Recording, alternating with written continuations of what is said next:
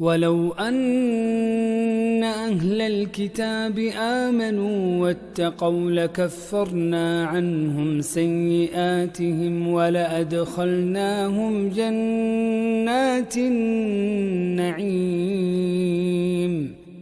ولو أن اليهود والنصارى آمنوا بما جاء به محمد صلى الله عليه وسلم واتقوا الله باجتناب المعاصي لكفرنا عنهم المعاصي التي ارتكبوها ولو كانت كثيرة، ولأدخلناهم يوم القيامة جنات النعيم يتنعمون بما فيها من نعيم لا ينقطع. ولو أنهم أقاموا التوراة والإنجيل وما أنزل إليهم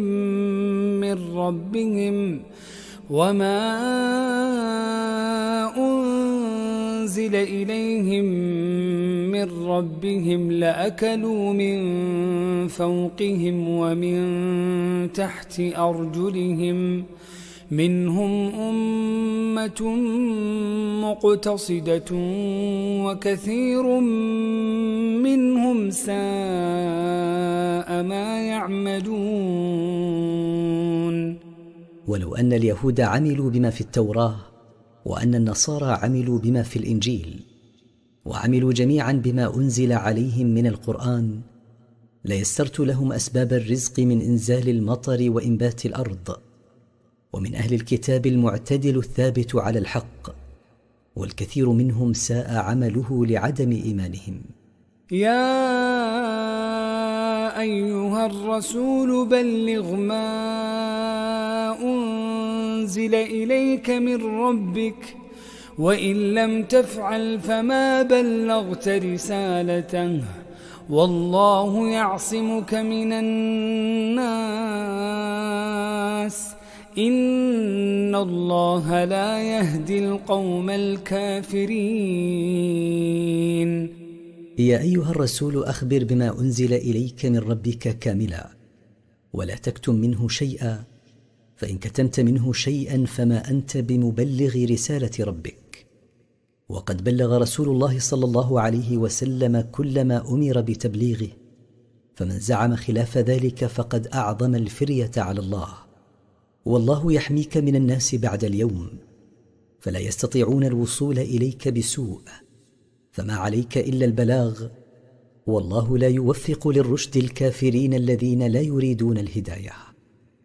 قل يا أهل الكتاب لستم على شيء حتى تقيموا التوراة والإنجيل وما أنزل إليكم من ربكم، وليزيدن كثيرا منهم ما أنزل إليك من ربك طغيانا وكفرا، فلا تأس على القوم الكافرين. قل أيها الرسول لستم أيها اليهود والنصارى على شيء من الدين المعتد به حتى تعملوا بما في التوراة والإنجيل، وتعملوا بما أنزل عليكم من القرآن الذي لا يصح إيمانكم إلا بالإيمان به والعمل بما فيه، وليزيدن كثيرا من أهل الكتاب الذي أنزل إليك من ربك طغيانا إلى طغيان وكفرا إلى كفر لما هم عليه من الحسد، فلا تأسف على هؤلاء الكافرين، وفي من اتبعك من المؤمنين غنية وكفاية. إن الذين آمنوا والذين هادوا والصابئون والنصارى من آمن بالله واليوم الآخر وعمل صالحا فلا خوف عليهم ولا هم يحزنون. إن المؤمنين واليهود والصابئين وهم طائفة من أتباع بعض الأنبياء والنصارى من آمن منهم بالله واليوم الآخر وعمل الأعمال الصالحة فلا خوف عليهم فيما يستقبلونه ولا هم يحزنون على ما فاتهم من حظوظ الدنيا. لقد أخذنا ميثاق بني إسرائيل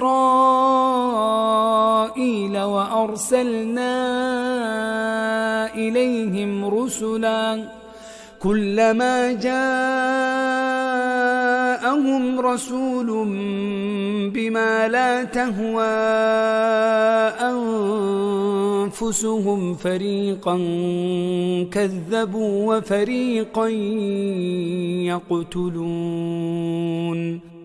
لقد أخذنا العهود المؤكدة على بني إسرائيل بالسمع والطاعة، وأرسلنا إليهم رسلا لتبليغهم شرع الله، فنقضوا ما أخذ عليهم من الميثاق، واتبعوا ما تمليه أهواؤهم من الإعراض عما جاءتهم به رسلهم، ومن تكذيبهم بعضا وقتلهم بعضا. وحسبوا ألا تكون فتنة فعموا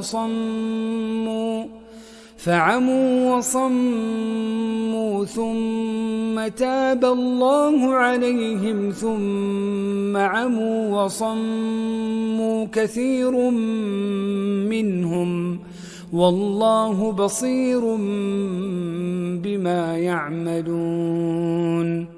وظنوا أن نقضهم للعهود والمواثيق وتكذيبهم وقتلهم الأنبياء لا يترتب عليه ضرر بهم، فترتب عليه ما لم يظنوه، فعموا عن الحق فلا يهتدون إليه، وصموا عن سماعه سماع قبول، ثم تاب الله عليهم تفضلا منه، ثم عموا بعد ذلك عن الحق وصموا عن سماعه، حدث ذلك لكثير منهم، والله بصير بما يعملونه لا يخفى عليه منه شيء، وسيجازيهم عليه.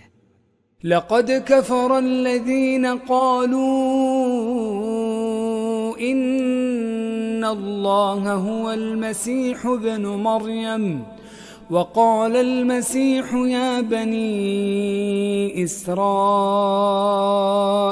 اعبدوا الله ربي وربكم إنه من يشرك بالله فقد حرم الله عليه الجنة ومأواه النار وما للظالمين من أنصار. لقد كفر النصارى القائلون بأن الله هو المسيح عيسى بن مريم لنسبتهم الألوهية لغير الله، مع أن المسيح ابن مريم نفسه قال لهم يا بني إسرائيل اعبدوا الله وحده فهو ربي وربكم، فنحن في عبوديته سواء. ذلك أن من يشرك بالله غيره فإن الله قد منع عليه دخول الجنة أبدا، ومستقره نار جهنم، وما له ناصر عند الله ولا معين ولا منقذ ينقذه مما ينتظره من العذاب. لقد كفر الذين قالوا إن الله ثالث ثلاثة وما من إله إلا إله واحد وإن لم ينتهوا عما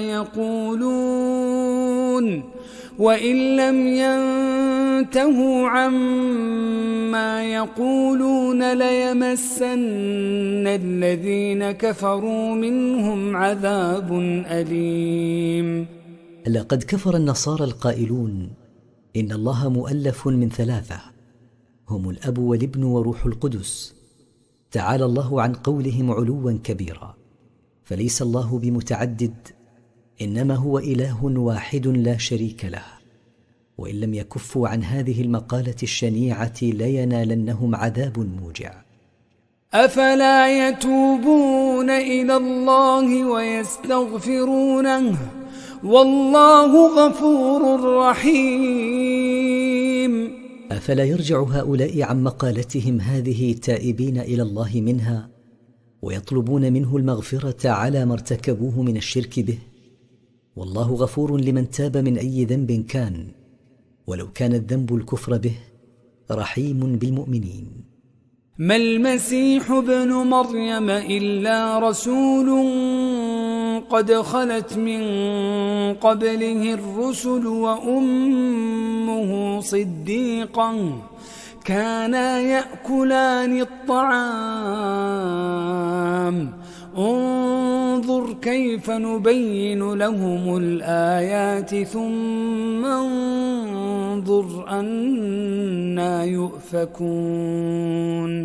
ليس المسيح عيسى بن مريم إلا رسولا من بين الرسل، يجري عليه ما جرى عليهم من الموت، وأمه مريم عليها السلام كثيرة الصدق والتصديق، وهما يأكلان الطعام لحاجتهما إليه، فكيف يكونان إلهين مع حاجتهما للطعام؟ فانظر أيها الرسول نظر تأمل كيف نوضح لهم الآيات الدالة على الوحدانية وعلى بطلان ما هم عليه من المغالاة في نسبة الألوهية لغيره سبحانه، وهم مع ذلك يتنكرون لهذه الآيات. ثم انظر نظر تأمل كيف يصرفون عن الحق صرفا مع هذه الآيات الواضحة الدالة على وحدانية الله. قل أتعبدون من دون الله ما لا يملك لكم ضرا ولا نفعا والله هو السميع العليم. قل أيها الرسول محتجا عليهم في عبادتهم لغير الله: أتعبدون ما لا يجلب لكم نفعا ولا يدفع عنكم ضرا، فهو عاجز، والله منزه عن العجز، والله هو وحده السميع لأقوالكم فلا يفوته منها شيء، العليم بأفعالكم فلا يخفى عليه منها شيء، وسيجازيكم عليها.